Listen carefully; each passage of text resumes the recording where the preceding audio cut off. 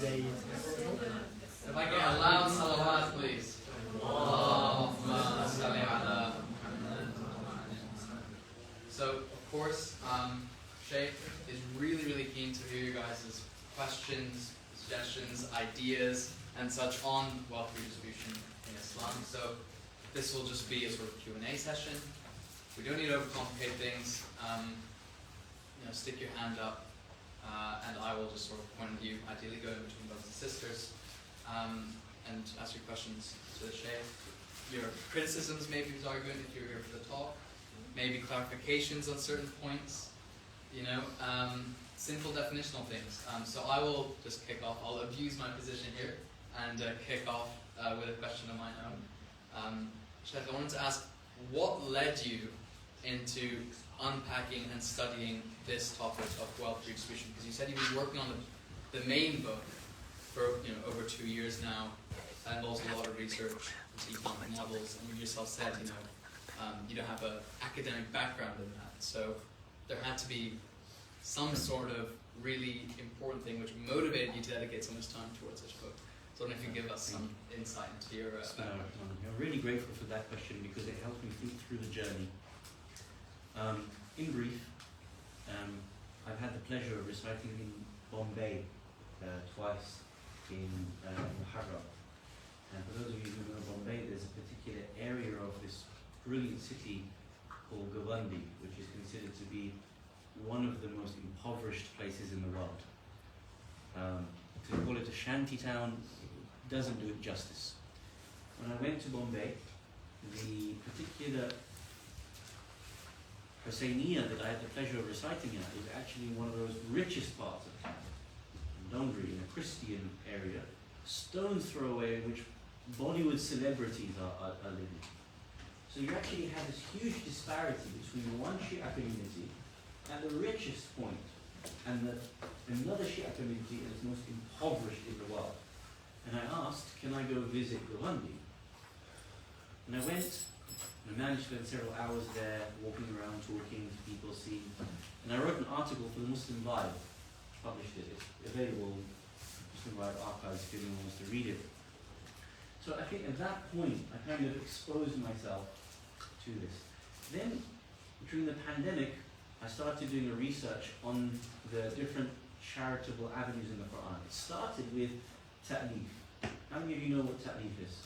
Mu'allafati qulubuhum. Anyone know?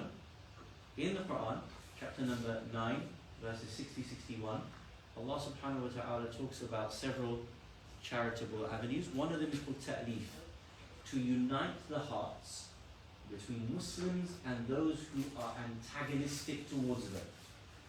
So I wrote a fiqhi bahath, a fiqhi research, and published it on how we can use the historical model of how the Prophet used to, with finances, bring his enemies closer to Islam. And how we might model that today with the far right, with the rise of the far right. That got me into thinking, well, if we've never thought about that charitable model, what are the other ones? And then I started researching what the Quran says, and I came to the conclusion of 20, maybe 21. I write the book, 21 sounds less snazzy than 20. 20 is a round figure, so I'm calling it 20. So then, I have a real interest in liberation theory. And I started to look at the charitable models and how they actually use to liberate people, not just from poverty, but from sin as well. Some of the charitable models are actually there to be able to liberate people from sin. One of the 20 Quranic avenues is to liberate people from prostitution. It's not just poverty, that's sin, as well as others. We are supposed to help people who are mired in sexual slavery, prostitution, and actually liberate them. Those of you who study any sort of philosophy will know that there's positive liberation and negative liberation. Negative liberation is simply that I pay for you to come out of slavery. Positive is not only that I pay you to come out of slavery, but I give you the tools to actually be independent in life afterwards. Right? Quran goes into these things. I started to draw those 20 together and think about Islamic liberation theory through economy. And so it starts with Islamic liberation theory informed Islamic economy. Islamic economy informed these 20 charitable avenues.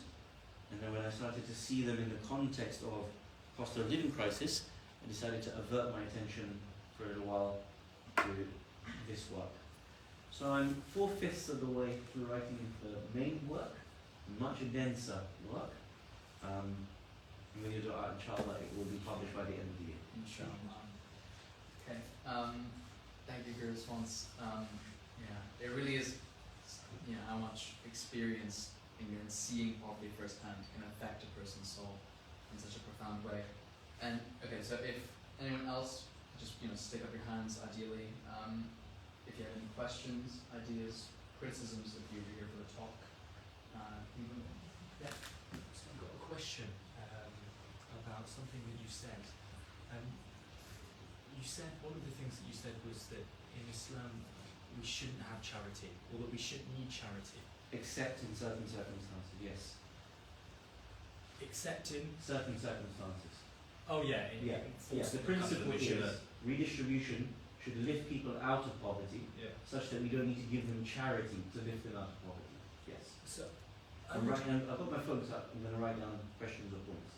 So I would question that, just because if you look at the Khilafah of Imam Ali alayhi salam, and I suppose that's kind of for most of that's kind of the basis of at least the Shia side of kind of Islamic economics. Throughout the Khilafah, Imam Ali alayhi salam was continually engaged in giving charity. His family were engaged in giving charity, and this was while he was Khalifa, which means that he could have set up a socialist redistributive system in with Beit al-Mal, because he was in charge of Beit al-Mal at the time. He had the coffers, but he didn't. And I don't really know. There are a few reasons, I suppose. As to why that is, but yeah.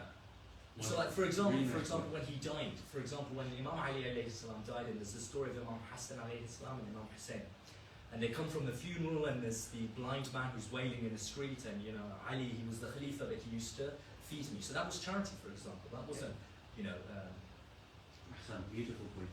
So I'm going to look at it from 3 points. Number one, I'm going to challenge the statement that you made.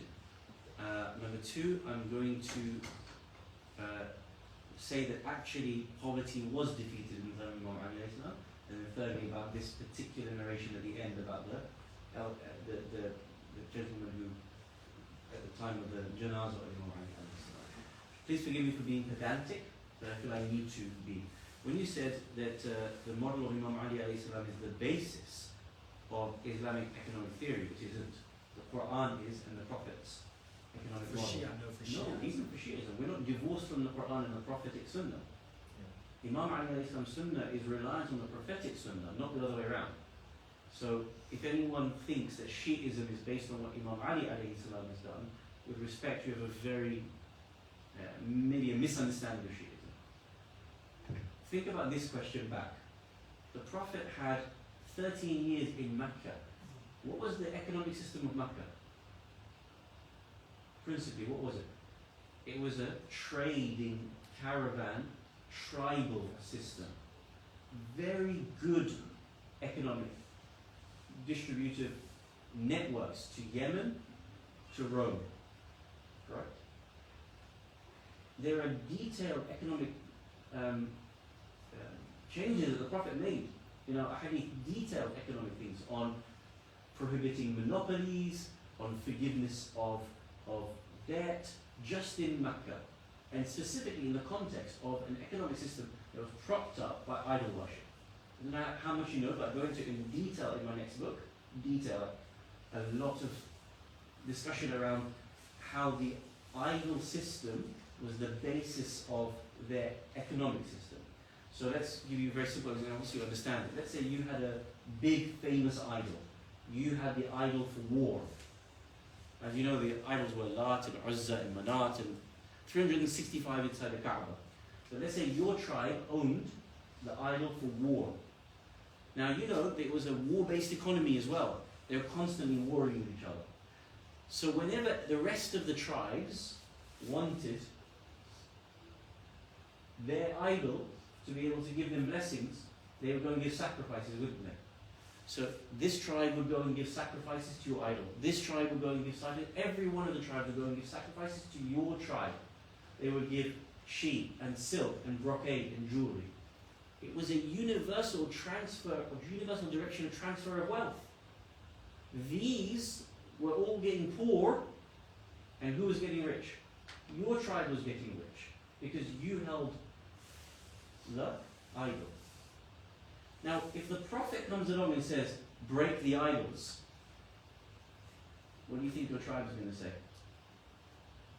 Yes or no? No. Why not? Because you have a vested interest. You're earning big bucks from the rest of the rest of the tribes from across Arabia.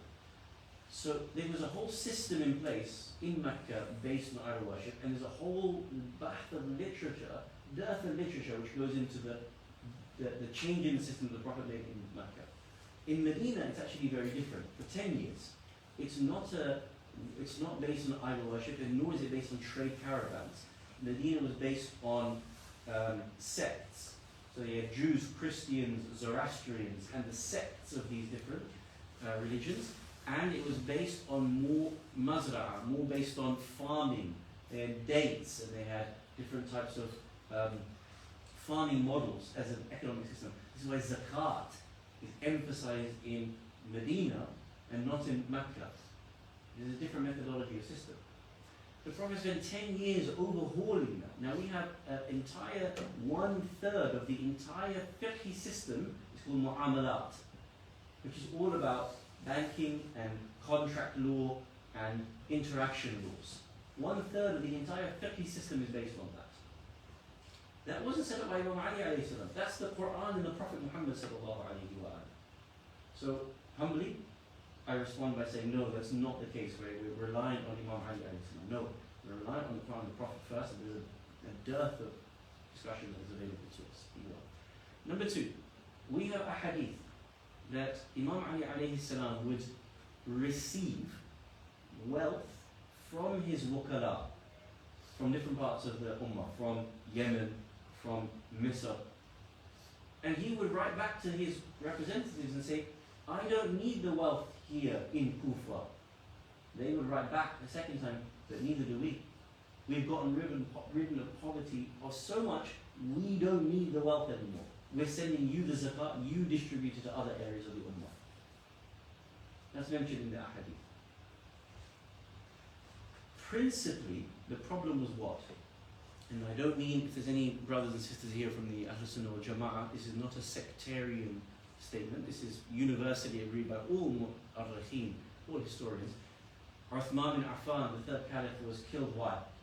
Because he stole so much wealth. Banu Umayyah stole so much wealth, hoarded it, made palaces and whatever else, that the ummah rose up and killed him. The first thing Imam Ali alayhi salam did when he got into power was what? He said, I'm taking back the wealth from everyone who has had it usurped. To the extent that he said, if your mahar was given on the basis of wealth that was usurped from Bayt al-Mal, I'm taking your mahar back. Who do you think that cheesed off? Thousands of people. And that's why over 4 years of his khilafah, there was 3 major wars. There was so much poverty because the ummah was in disarray. He wasn't able, the last 30 years they had experienced, the Muslim ummah had experienced nothing but theft and corruption. Again, not semantics and not sectarian issues. Caliph Abu Bakr and Umar stealing Fadak and what Fadak meant, to the redistribution of wealth. Uthman bin Affan, Muawiyah plundering the wealth and literally making factories of ahadith against Ahlul Bayt alayhim salam, paying literally 500,000 dinar to one person to falsify ahadith. You know the story better than me. Did you know in Syria, at the time of Imam Ali alayhi salam, there was a hadith that was concocted by Banu Umayyah, and I quote, the Caliph of Banu Umayyah is better than the Prophet Muhammad sallallahu alayhi wa sallam. How much do you think they paid to concoct that hadith, how much wealth was stolen and paid to these people. Imam Ali alayhi salam was generally able to overcome poverty. According to hadith, he made running water available to every person in the city of Kufa. It doesn't mean that there weren't people who fell through the cracks of certain systems. Famous hadith, he comes across a Christian man lying in the streets in poverty. Imam Ali alayhi salam says to his companions, why is this person in this situation? And they said, he's a Christian. You know the hadith better than me. And he said, I didn't ask you who he was. Why is he in this situation? And then he wrote a monthly stipend for him from Bayt al-Mal. Now, I'm not advocating necessarily for universal basic income. I'm also not advocating against it. I would suggest it's a very good way to lift people out of poverty. Studies have suggested. So the second point is that there was a great deal of distribution and removal of poverty. The third point about this particular hadith. Let's challenge the hadith. Do you imagine Imam Ali alayhi salam finding a person who is blind,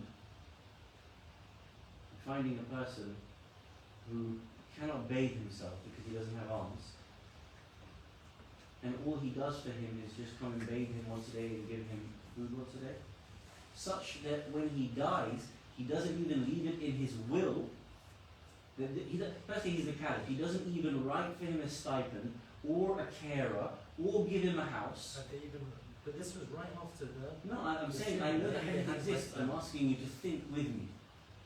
Do you find the hadith sound logically that the greatest man in the world, who has responsibility of 1 billion dinar at his fingertips, doesn't lift this man out of poverty, such that he doesn't write for him a stipend from Bayt al-Mal, doesn't give a carer for him, nor does he write it in his own will to look after the man after his death, nor does he tell his sons, Imam Hassan and Hussein, Abbas, or any of the other companions. By the way, there's a man without arms and blind on this street. Go and look after him after my death. Do you think that Imam Ali wouldn't do that? I accept the hadith exists and it makes us cry, and it's a wonderful hadith that when Imam Hassan and Hussein returned back, they came across a man in the street who was crying, where is the man to come and look after me? Then they sat down and they helped him, and then they said, who is the man that normally comes to you every night? They said, oh, I don't know, a man comes to me and he's of this description. That's our father, we went and buried him. The whole Jama'ah bawls in tears. I accept. But does it stick with our theology? I would complain against my Imam if he left that man without a helper. I wouldn't leave my baby to cry for 3 minutes. But we don't know the full story as well. I'm not saying we don't know the full story. I'm saying when the hadith reaches us, do you genuinely accept the hadith?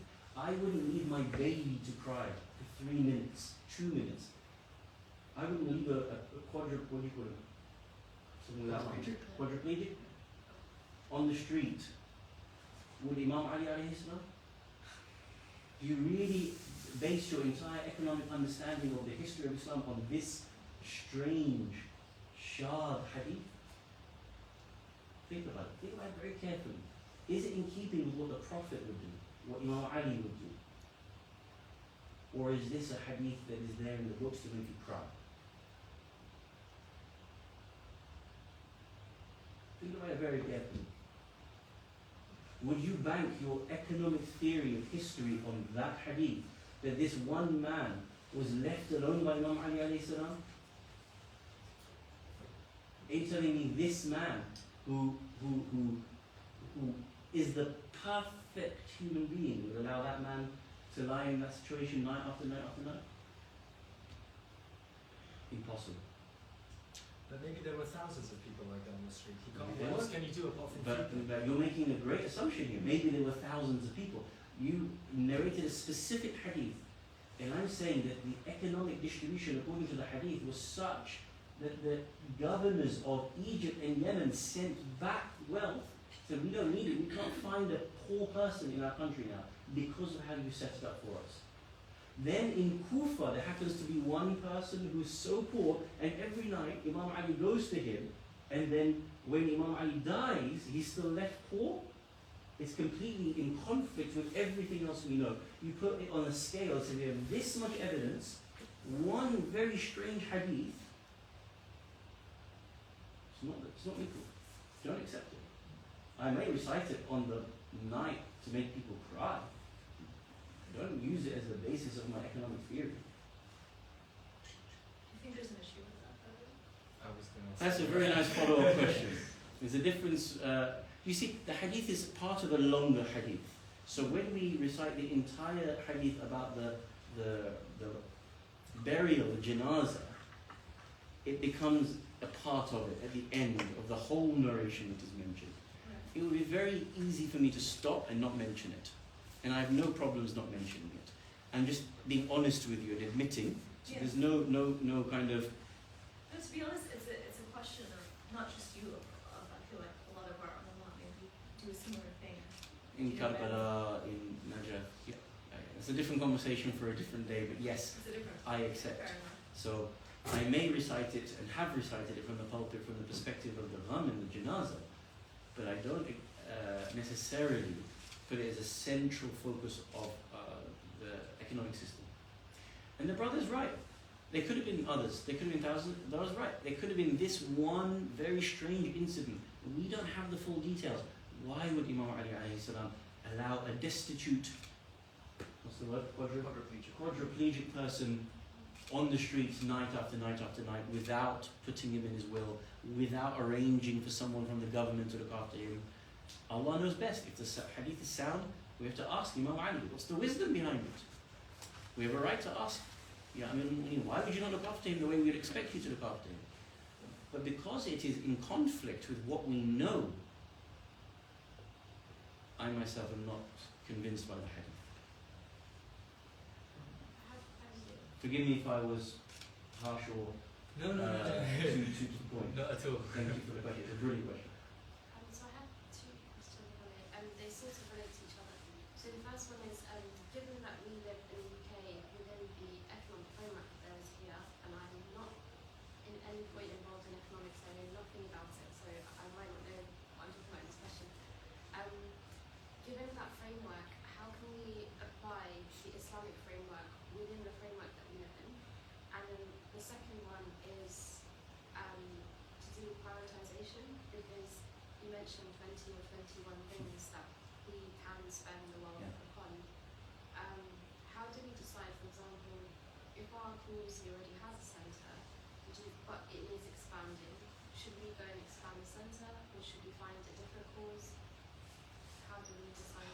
May Allah bless you. I wish I could read to you the opening of the 5th chapter of my book, which is actually how to prioritize across these 20 different Islamic charitable services.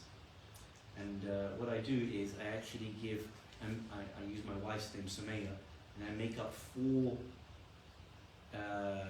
requests of money from her at one time. There's an expansion of a mosque, there's releasing someone from prostitution, there's an earthquake that's happened and something else I can't remember, and then I go through how we weigh different scenarios of issues. Should we be giving wealth abroad versus at home? Different humanitarian issues versus liberative issues. When I say liberative, I mean liberation, to liberate people from sin and poverty and things. So I haven't finished the chapter. I will ask you to wait till the end of the year and read it. Or if you're interested in it, feel free, I'll send you the chapter, review it when it's ready, and give me your feedback on it. So that's question number 2. Yeah, just for question 1, there were a couple of specific instances that I want you to touch on. Sure. Once, maybe. Do you want to elaborate on that and then read for question 1? Yeah, so implementing the framework, a couple of things. One is that you'll mention about the £1,000 example, loaning it to one person, getting them out of debt, moving it to the next person. Ideally, there wouldn't be inflation and interest in the system that we have today, where money is depreciating over time. So how do we tackle implementing that kind of model in today's world that we have to live in? And the other one was about how the system might keep us in debt for very long periods of time with the whole mortgage system. And again, the way that it's designed is very easy to feel like you're always going to have to owe someone something. Repayment, it takes 25 years. Then there's, There's started kids 50-year mortgage and it now. feels like there's always something to save for. So if you're always having to save for something, how do you then allocate how much to save? Because if you continue saving forever, then you're never going to you probably will end up with some surplus and you'll never spend it. So how do you go about calculating that I'm going to need to pay? Or I'm saving up for a house even, so do I wait until I've saved up for a house? But then I might get into the habit of just keeping that money, and then when I've saved up for the house, I'll worry about cars and kids and all the rest of it. Excellent. Okay. So I'm going to try to address it very generally first, and then go into some of the specifics with your patience with me. I'm not saying that the UK is a lost cause,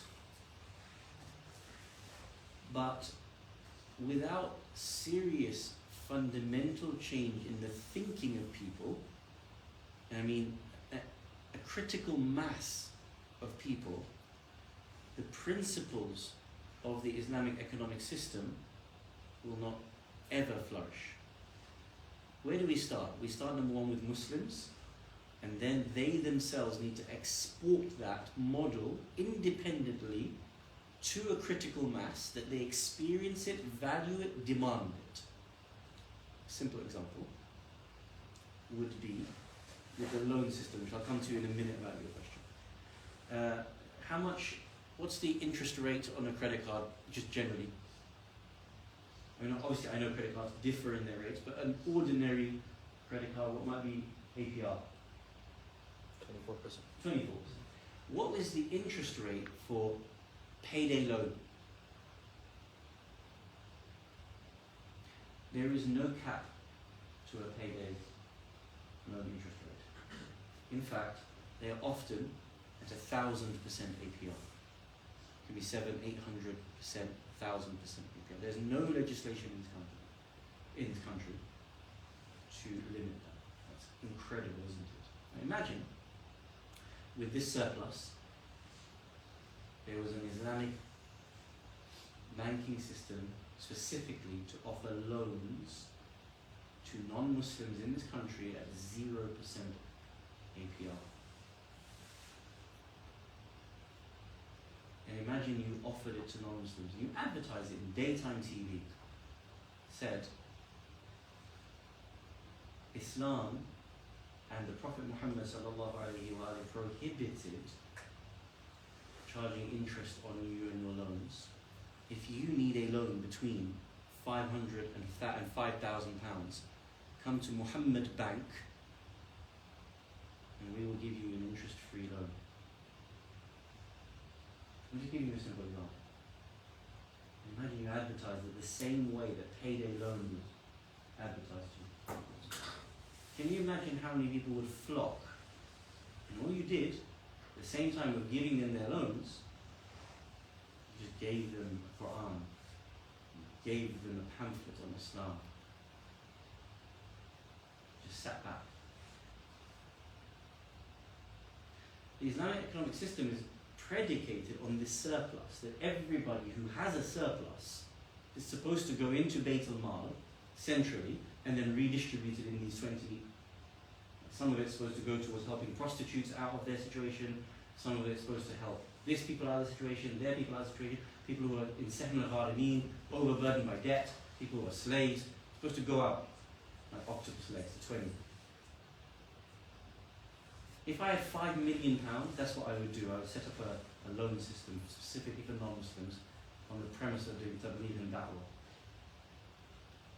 And I would advertise it so well. And the idea would be that it would build a critical mass that people actually know that there is a different system that they could live in, that they didn't need to be exploited. In fact, know that you are being exploited. So there is no change at the moment unless we fundamentally think about how we can build people's awareness of the Islamic models. And we don't even know the models ourselves. Ask the ordinary Muslim, as I did for you guys, how many people know about Sahm al-Gharimeen? How many people know about Qard al-Hasana? And honestly, you ask the majority of Muslims, all they know is zakat, zakat, zakat. All Shiites know is khums, khums, khums. All they know is aitam, aitam, aitam. And 95% of all of our money goes abroad. Goes to Pakistan, goes to Yemen, goes to Iraq, goes to Syria, goes to Palestine. I'm not saying that's wrong, but the Quran privileges your near neighbor first before your further afield neighbor. The distribution of wealth is supposed to be at home first, but then we have an argument, which the sister asked, about the weighting of things. Ummah versus nation. This is one issue we have. Should I give locally? Should I give abroad? Abroad is our home countries. This is something that we go into in the book. I would humbly start there. Going to your specific point, this is a longer issue, but in brief, as you know, Islam prohibits charging interest as a shart. Can you remind me what your specific question was about interest rates and depreciation? If my £1,000 is today, tomorrow will be worth £900 because of depreciation. Islam prohibits, if you lend me £1,000 and you know it's going to depreciate in value, one set of argument would be, traditional argument, even then, you cannot charge me interest. You cannot put it as a shart. But if you ask, or if I offer you, or we do a deal in any other aspect of life that helps you to gain parity on that, in the traditional system of Islam, it is permissible for me to be able to do that. So you might say, Jaffer, by the way, in a year's time this will be worth £900. Can you please give me 1,100? No problem. I can give it that. I can give you 1,100 as 100 as a gift. No problem. Or if you are a businessman and I'm a businessman and you have, I can do a deal with you, then make sure that you earn an extra £100 to make sure that it becomes in parity with that. All of that is allowed based on the ahadith of Ahlul Bayt alayhim as-salam. A second non-traditional perspective would be that there is an ayah of the Quran that says, La haraj fid deen. There is no hardship in religion. If you lending me £1,000 means that you are significantly out of pocket, that would become difficult for you, then I have to be able to repay at whatever rate would be that I cover the depreciation of that same amount, so that you wouldn't lose out. That's qard. Then there's qard al-hasana, which all of you know is a benevolent loan, where you give to me on the premise that if I can't pay it back, I don't pay it back. Qard is, I pay it back. Qard al-hasana is, Jaffer, if you are unable to pay it back, or it's troublesome for you, don't worry about it, it's a write-off. Now the follow-up question would be, how does that get replenished? If every month there's a qard al-hasana going out, qard this side, qard al-hasana this side, and it's not being replenished, because it's not being returned back, that's being replenished every month by the surplus. So it never goes down. Every month, if you have £50, £50, £50, £50, £100, £1,000 surplus, every month in the actual Islamic economic system, into the Bayt al-Mal, all of that money was going. And then being redistributed out. That's where we make a change. We start by modeling it from small communities amongst ourselves. And I've set up Qard al-Hasana programs in Leeds and Manchester.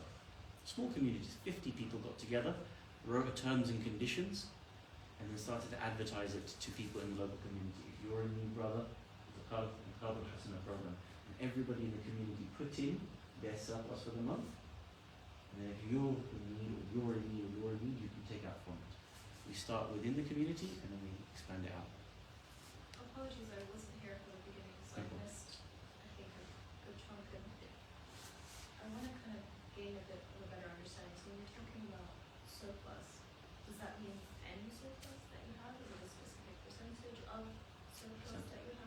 So And then yeah. in that case, Yeah. what is the incentive for gaining wealth if you're just going to be giving yourself for everyone? That was That's wonderful, but like, Lovely question. What is the incentive?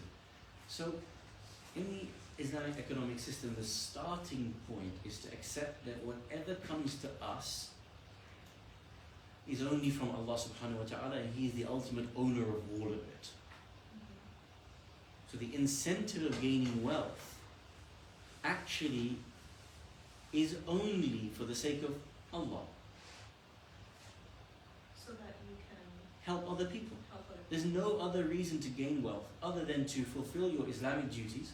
I'm a husband and a father. Upon me, I have to look after the needs of my wife and daughter, and my mother, my father, where they cannot look after themselves. That's my Islamic duty, which is called wajib infaq, nafaqa.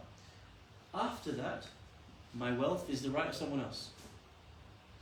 So, from the Islamic perspective, there is no such thing as let's be rich. That's a capitalist ideology. There's no such thing as let's buy a bigger house for the sake of buying a bigger house. If you only need 3 rooms, you cannot buy a house with 4 rooms. Now, if you need the 4th room to be an office, that's legitimate.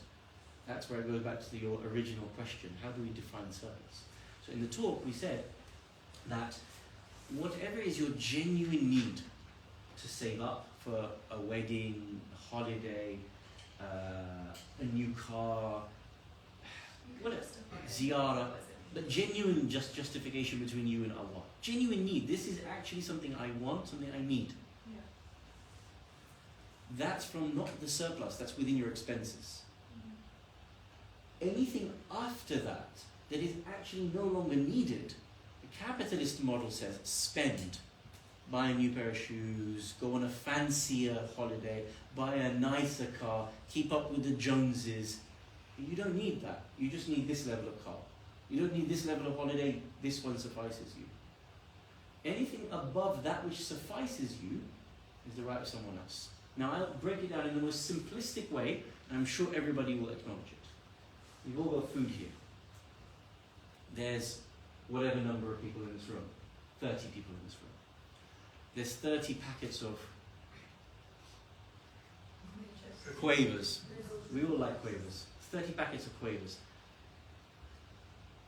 Everybody has the right to that amount for themselves. But if a person was to take more than their amount that they don't need, someone will go short. Very simple. It's a very simple analogy. If I eat more than is my requirement, that's greedy for me, isn't it? There's a certain amount of food that is available to us. If I eat more than my share, there is always someone else who will go short. If you understand the very simplistic, rudimentary analogy, it's the same thing in wealth. Anything that is above your personal needs, your family's needs, your responsibilities, and your social status. There's some people who are richer, they actually have a higher social status. That's not a problem in Islam. Imam al-Hasan alayhi salam used to have a very fancy, well-to-do house, used to eat rich, plentiful foods, because he used to host dignitaries from across the ummah and outside the ummah. If they came and lived with Imam Ali alayhi salam, they couldn't hack it. So Imam al-Hasan alayhi salam had a high standard of living. He didn't need him, but it was his duty to look after the guests of the ummah. So your social status might require you to have a slightly better car, but as better as per your status. When you go above that, that's the right of someone else. Simply put, you don't need a Ferrari, where a Mercedes-Benz C300 will do you. Ferrari is 70,000, the Benz is 40,000. The Benz suffices you, that 30,000 belongs to someone else. Again, if you understand the analogy, you can apply it to any part of your life. Sorry, just before we continue, we have a question from the live chat as it were. I'll just read it out. So, zakat. Thank to the people. Sorry, bro, just check, is that question related to what's just been said? No, not directly, but I just want to. Do you want to follow up? Go first. Sorry. So you mentioned that it's your responsibility as a man to provide for your family. So as a sister, when we have our income, what's our responsibility? Because essentially, if we are provided for, then that's also such, right? Well, so in the perspective of you have obligations upon you, you have no Islamic obligations upon that wealth to go to anyone else. But it's yours to do as you please with. So you can purchase whatever you want for yourself. Once you have something surplus above what you want for yourself and what is right for yourself, then that belongs to someone else. That's when it becomes mustahaqqeen or mustahiqeen for someone else. You understand?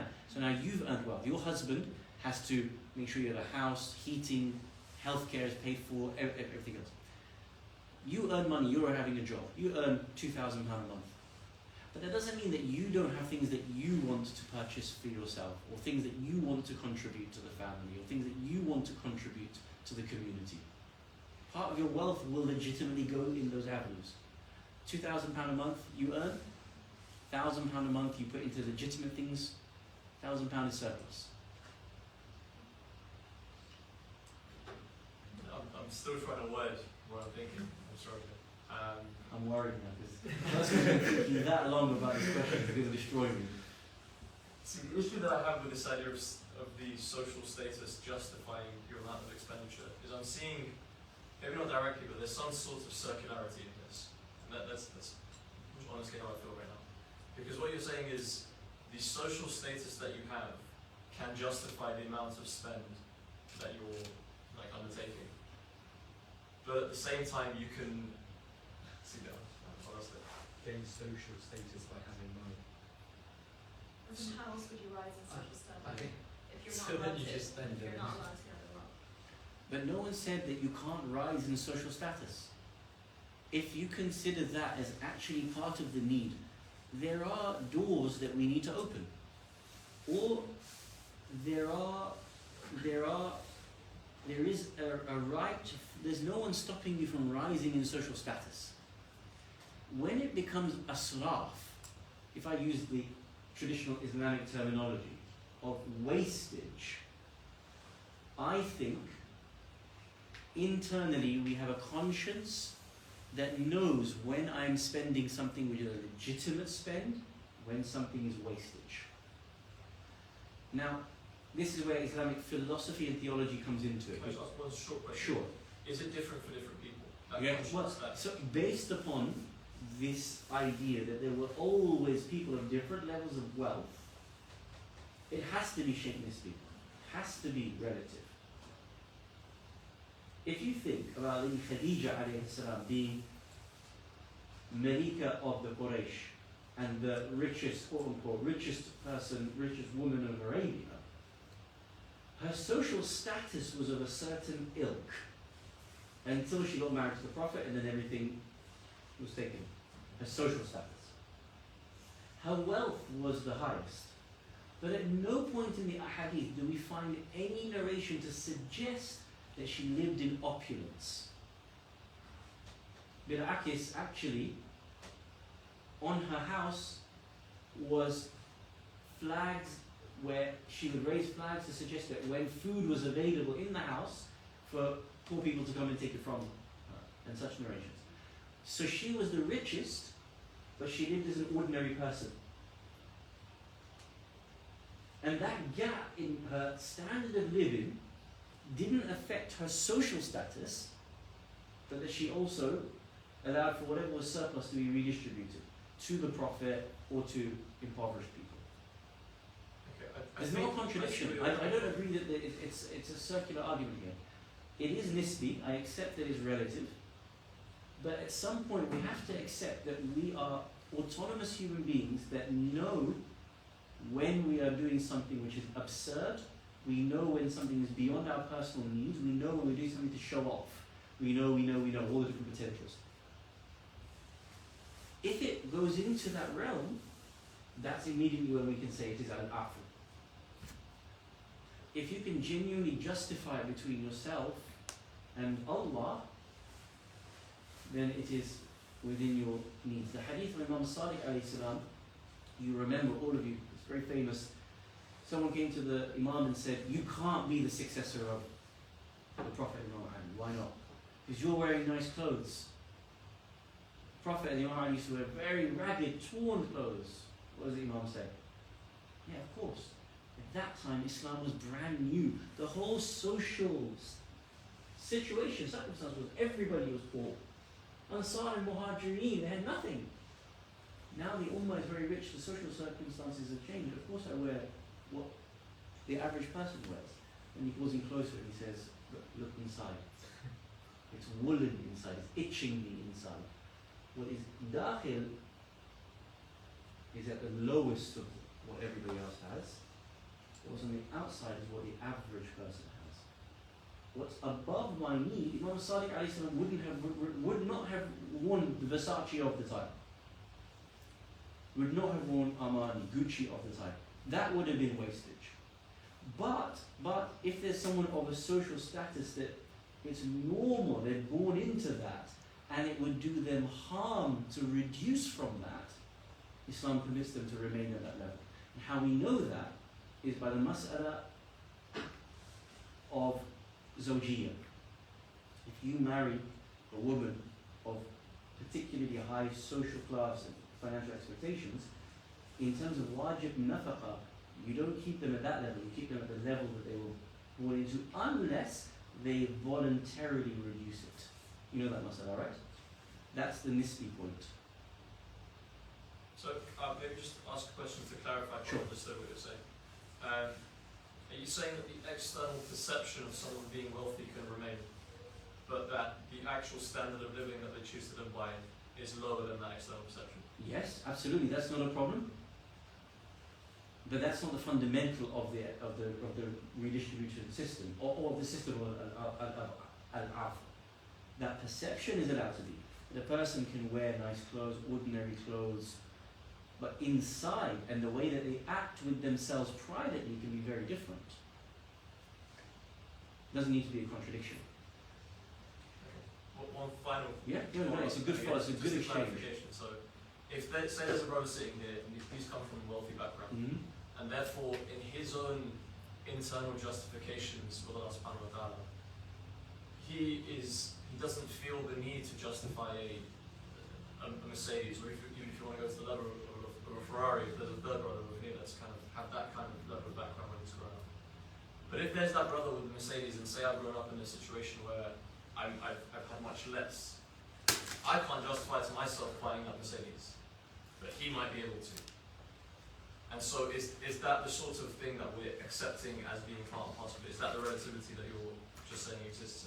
The relativity at a baseline level is permitted, but with genuine education of his responsibility before Allah's wealth. Because the assumption here is that it's his wealth. It's not. As I was saying to the sister, we have to remodel the first assumption of the entire discussion. That wealth of Ferrari, Mercedes, Toyota, sorry if you have a Toyota, I wasn't picking one, I mean I have a Honda, so yeah. That discussion, fundamentally, does the Ferrari belong to him? Or does the £70,000 for the Ferrari belong to him in the first place? No. No, to Allah. Allah has gifted it to him. The moment that level of education comes to him, if he has an awakening, an epiphany, an awareness that, hang on a minute, that belongs to Allah, and Allah has given it to me for a purpose, he knows that purpose is not to buy a Ferrari. At that point, he has to rethink deeply about his model. It seems like there's an element of ethics that comes into it above and beyond what the black and white. You cannot separate Islamic theology, Islamic ethics from Islamic economics. And we have that in normal economic systems. I mean, those of you who are actually economic students here, you know better than me that there's a whole subject called moral economy. How many of you know of moral economy as a subject in economics? None of you? Just political economics and then morality within political No, not morality within political economy. As in, moral economy is actually an independent study in economic theory. You all know it differently. If I said to you tort law, does anyone here know what tort law is? So tort law, It's like the obligations we owe to one another. thank you very much. The obligations that we owe to one another. Moral economy is part and parcel of tort law. How should individuals, businessmen or companies or an entire economic system treat its customers or treat the people of its economy? And what level of moral demand is there between the two systems, between the people and its system? I'll give you a simple example, and you'll all appreciate this. Going back to what the brother was asking, I said that there's specific laws that the Prophet enacted in Mecca. One of them is where, let's say you were a trader in Mecca. I went and bought something from you. I bought a jumper from you. A week later, I had buyer's remorse. Any of you ever had buyer's remorse? Yeah? 30-day guarantee. Is it effectively simply of, I don't want this anymore?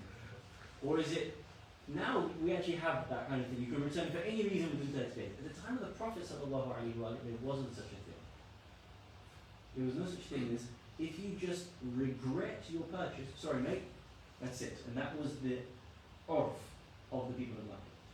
The Prophet instituted the idea that if you had regret, you could go back to the seller and return the item and get your money back. Most people don't know that. The Prophet started that. 30-day guarantee. And not really 30 days. You're right, it's called khiyar, but one of the khiyars is 5 days, 40 days, there's different levels of khiyarats. This is in moral economy. They're only just debating these things at the moment. It came into US law about in 1850, something like that. Tort law came into the States about 1850. You can just Google it, I can't remember the exact name of it. Something Dodd, no, anyway. So now there was a famous trader, biggest trader in Makkah by the name of, I've written the book and I still forget the names of these things. Something bin Hakam or Hakam bin something. He was the biggest trader in Makkah at the time. The Prophet ﷺ used to prohibit him from trading until he would agree to certain laws that Islam was putting in place. And firstly, as a trader, it's his right, he has hariyya, he has freedom to trade, he has infaq, he has to look after his family members, yet the Prophet prohibiting from doing any trade until he agreed. Why? Number one, because the Prophet has power to be able to do that. He is the shari', the legislator. So if he prohibits you and not him, it's in the wisdom of the Prophet as to direct a law to you personally. Fine. But number two, more importantly, if you're all businessmen and women, and he's the biggest and the best, and you will look up to him, if he starts to amend his ways, has an athar, an effect upon the rest of you. And that's what the Prophet used to do. He used to walk in the marketplaces and change the laws of moral economy. There's a subsection in my book that's coming out, inshallah. Where was I going with that? What was the question? I can't remember what the question So was. it was getting at the idea of circularity. Social status justifies high living standards. Yeah, but where did I get? Why was I Standards. going in the direction of tort law and tort reform? It's more about obligations. It's more of the ethics. Moral Yeah, sorry. economy. Okay, I asked you. Did you know, as students of political theory, economic theory, did you know that there is moral economy, and that's a global study. Islam has a lot to say on that subject, and it's something that we need to think about. Yeah, forgive me, I can't remember why I went in that direction. Exactly. I think that you're talking about how Islamic ethics. Yes, thank you. Sister said we have to include Islamic ethics, and I said yes. There is something called moral economy, and in Islam there is also something called moral economy. There's something called developmental economics. Have any of you guys come across developmental economics? It puts the development of the person or a nation at the forefront of economic theory. Islam has a lot of discussion around this aspect as well. There's a famous work by a Nobel Prize winner for economics called Mr. Sen. I forget how to pronounce his first name. Yeah, He has a book on developmental economics. Just if you have chance, Google moral economy and developmental economics, and think about where Islam offers these things in Makkah and in Medina. Sorry, 3 more questions and then we'll conclude, inshallah. I've got a really quick question. Actually, it's not quick. For you, it's quick for me. I'll try and make it really quick, but it's a good question. It's a good question. I believe in it. So, and it's about what you were talking about. Well, it's about duty, because you were talking about duty in that, you know, once you have received your fill from your money that Allah subhanahu wa ta'ala has given you as a rizq, then the rest is not for you, and you don't own it actually. And so about this duty, and you were talking about, you also mentioned that those in poverty at home you have a greater duty towards them than those who are far away from you, because you have to, get, In my humble reading of the Islamic economic theory, yes. Yeah. So in the West they have this theory where they talk about something called levels of distance, and I'll just try and explain it really quickly. So the story, the kind of concept goes that imagine that you were walking across a lake, next to a lake, and there's an orphan in the lake, and you've just bought yourself a new pair of shoes, Gucci shoes, $1,000, but there's an orphan in the lake and he's drowning. Okay, are you going to jump in the lake, sacrifice your shoes, okay, because they're going to get spoiled in the lake, to save this orphan? Yes, of course, because he's right in front of you. How are you going to let the orphan drown? What if there's a wall in between? You just walk around the wall. But what about all of the orphans, for example, who are in Africa, and you know that they're dying, but there are more levels of distance. It's more than just a wall. It's kind of a few countries. But the duty is still there. Well, is the duty still there? That's the question. How can we kind of reconcile these levels of distance there? Is that duty there, and to what extent, kind of? It's a wonderful question. These are philosophical questions and ethical questions that we wrangle with in these issues. So, as I said, is a very short answer that in Can I ask yes. does social media exist in your question? The social? Does social media exist in your question? Or media of any form that gives you an awareness of what's Well, yeah, that's the happening? thing. That's why it's even more important today, right? It's like though those levels of distance exist, you know that there are people dying in Africa, and your £100 could literally save lives, kind of thing. And that's why it's like kind of they're almost superficial nowadays, because And that's why the model in Islam is surplus. That because it can save that life, it does not belong to you. It's Allah's rizq to you, and you don't need more than your share. You don't need 4 packets of crisps.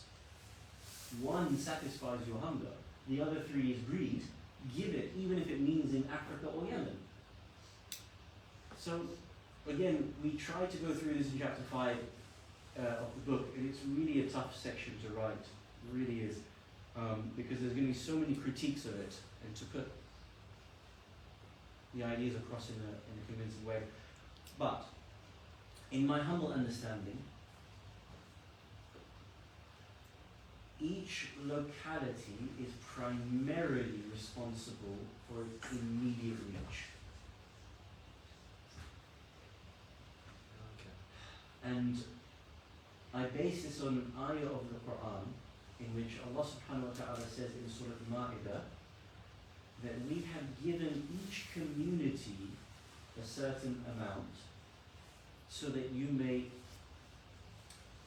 share it amongst yourselves, and you should race with each other in doing good. I'll explain this very simply. Each region, each nation has been given different types of natural resources and wealth, correct? Some have been given oil, some have been given water, some have been given lithium, and so on and so forth. In the nation-state Westphalian order ideology, those natural resources belong to the state for the benefit of its own people.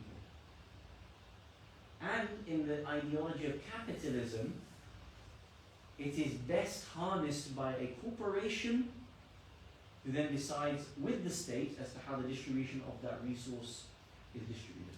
Am I correct in explaining that? From an Islamic perspective, that's not true. All of that wealth, natural resource, belongs to humanity at large, and the state and the corporation is simply there to distribute it in an economic, equitable way across humanity. Let me give you a simple idea. Let's say there are 10 countries out of 100 that have oil. Does that oil belong to the country or to humanity at large? From an Islamic perspective. Humanity at large is obvious, yes? Because God doesn't, it's not like God prefers the US of A or Iran or Iraq over any other country. He doesn't. Allah is Allah, and He cares for every human being, every creation of His. These borders are artificial, they can go, they can be destroyed. Simple. So when country X has oil, it is a guardian over that oil and responsible over that oil, and it is supposed to distribute it as widely as possible. This country has water, this country has lithium, this one has gas, and so on and so forth. Now it is supposed to be able to distribute it at a global level, which means, in the ideal Islamic system, all those countries that have oil are supposed to come together and distribute equally in parity, in equitable distribution across the world. But it doesn't. OPEC has decided it will distribute to whom it wants, how it wants, and what rate it wants. But the Islamic economic system doesn't allow for that.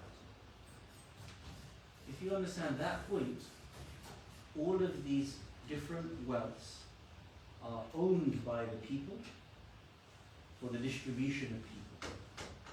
And we have, because there's different countries, different regions that have these different wealths, they have to distribute it to their locality first and then go outwards and outwards and outwards.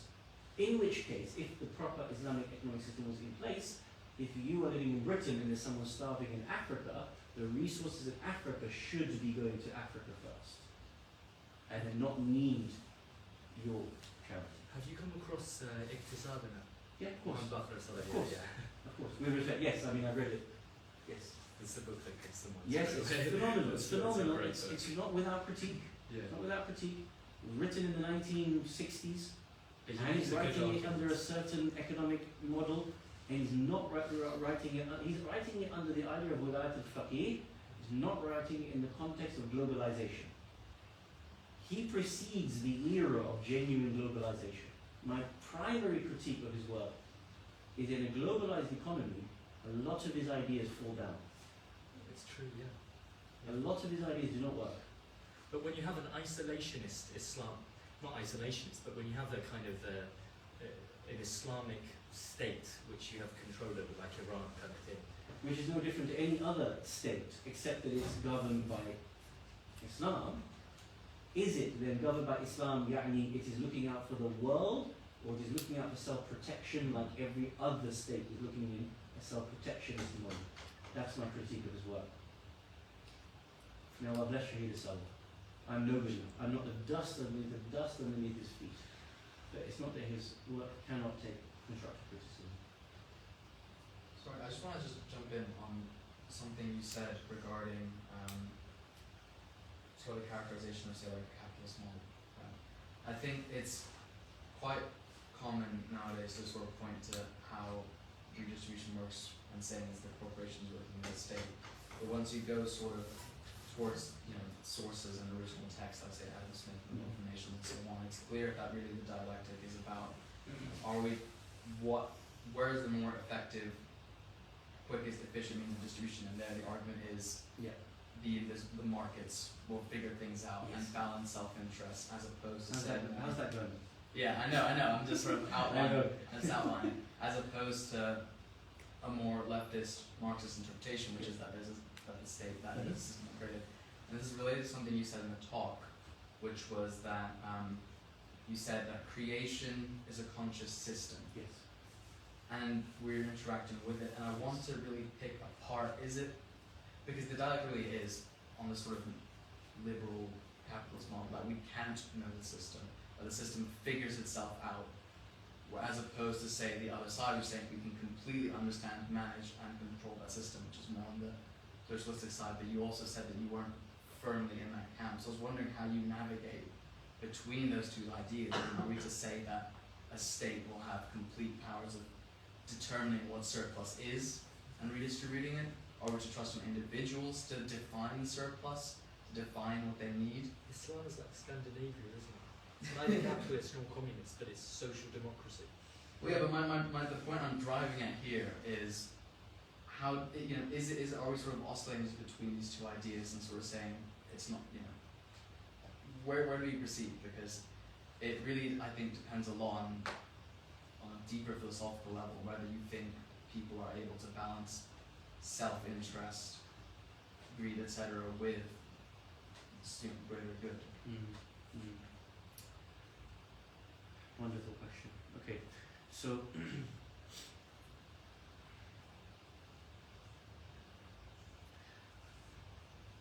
if you read people like Shadab Rahmatullah, who have written on Islamic liberation theory, they postulate, similar to Sheikh Muhammad Baqir Saleh, on the idea that there has to be a primary guardian and enactor of the Islamic economic system in order to be able to preserve its principles. So what does that mean? In the Islamic model, the representative of God, i.e. the Prophet or the Imam Ma'soom, is responsible. Right? And in his absence, it is the faqih who fulfills the capacity of the shoes of an Imam Ma'soom, which is an incredibly high bar. Now, Rahmatullah goes into this in some detail in his book. It's called The Quran of the Oppressed, Liberation Theory, Quran of the Oppressed, if anyone wants to read it. He does an okay job. I mean, I expand a little bit in my work on him, but what he says is that part of the Islamic economic system is that there needs to be an enactor. He doesn't go into some detail. What I explain is that needs to be a faqih of profound knowledge and living the Islamic economic system to its fullest, such that he or she knows how to be able to balance the needs of redistribution in a certain time and when to privilege the role of the state versus the role of the market. As the Prophet and the Imam did. So, where do we get our argument from? As my friend said, we need to look to Imam Ali alayhi salam to build our economic model. In this sense, this time he's right. There's a hadith of the Imam quoting the Prophet sallallahu alayhi wa alayhi, where he says, a nation that does not, I'm going to loosely word it, a nation that does not go to war and forcibly retake its power and wealth from the rich and the corrupt will never be a nation which is muqaddas in the eyes of Allah subhanahu wa ta'ala. This is a hadith of Imam Ali alayhi salam from the Prophet. I'll just repeat it so it's really clear. A nation that does not forcibly take its power and wealth back from the rich and powerful will never be muqaddas in the eyes of Allah subhanahu wa ta'ala. Now let's go in some depth on it, but briefly. What does that mean, a nation? Some hadith go on to say that that's the role of the imam or the faqih to forcibly take it. And other narrations say, where that's not possible for one person to do it or a judge to do it, qadi, the people have to rise up and do it themselves. And that's where it becomes legitimate for the killing of Uthman bin Affan. Because the ummah came together as an ijma' to be able to take back their wealth. So at times the faqih has to enact what the role of the imam is and privilege the responsibility of the state, and sometimes he has to know as to when to allow the corporation and the marketplace will do that. And for those of you who believe in wilayat al-faqih in Iran, when we say wali al-faqih, we don't just mean jurist. We mean a jurist of that level of profundity that has an ability to overlook the economy of its country like this. Do you believe in wilayat al-faqih? Okay, so not necessarily everybody, but I'm just in the interest of time, we'll take one more question from. Yeah. I We'll believe just do- that Sayyid Khamenei is a walking miracle. Oh, really? Okay, so we'll just take one more question here, and then I'll also read We out. say Sistani is a walking miracle. Yeah. I'll also read out the. I'll let you do the question now from the live chat since we've left Sure. the people at home, or the person I should say, at home waiting for quite a while. Are you still there? You're very patient. So it says Ayad Marhum. Is it Ayad? Assalamu alaikum. We have to hope he's a friend. So the question was, so zakat is a whole tax system rather than just charity. Is it fixed at 2.5 or does it depend on what is necessary at the time? Ayad, come on bro, you're killing me. We have a hadith from Imam al-Baqir salawatullah wasallamu alayhi who says that he would, where necessary, change the amount of khums. Khums is 1/5. But at the time when you need to create more wealth because there's greater levels of poverty, the Imam would willingly make khums 1/4. And when that amount was raised, he would give a tax break, my language, he would give a tax break and make khums 1/6 of your saving. Do you know that hadith exists? So, Habibi, if the Imam can do it with khums, certainly he can do it with zakat. Why? He's the divine legislator, he's the shari'. The problem we have, and I'm using my language, the problem we have is whether the fuqaha are allowed to be able to make that level of change in the fiqh. For 99% of our fuqaha, you've inherited the word khums, which is fixed, dhabit, at 1/5.